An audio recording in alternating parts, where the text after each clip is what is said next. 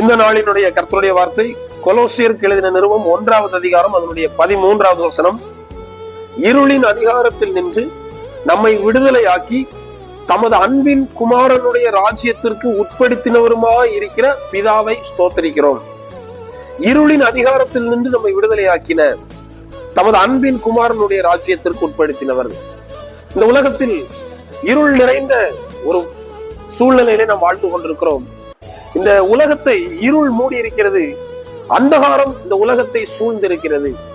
அந்தகாரம் நிறைந்த இருள் நிறைந்த இந்த உலகத்தில் இந்த இருளின் அதிகாரத்தில் இருந்து நம்மை விடுதலையாக்குவதற்காகத்தான் இயேசு கிறிஸ்து இந்த பூமிக்கு வந்தார். அவருடைய மீட்பின் நிமித்தம், அவருடைய அன்பின் நிமித்தம் அந்த இருளின் அதிகாரத்திலிருந்து நாம் விடுதலையாக்கப்பட்டிருக்கிறபடினால் இப்பொழுது நாம் வெளிச்சத்தின் பிள்ளைகளாய் இருக்கிறோம். எனவே அவர் நமக்கென்று ஆயத்தமாக்கி இருக்கிற அந்த ராஜ்யத்திற்கு நாம் சுதந்திரவாளிகள். அதை தந்த கர்த்தரை ஸ்தோத்தரிக்கிறோம் என்று சொன்னதை போல நம்ம கர்த்தரை ஒவ்வொரு நாளும் ஸ்தோத்தரிப்போம். இந்த வார்த்தைகளினால் கர்த்தர் நம்மை ஆசீர்வதிப்பாராக. ஆமென்.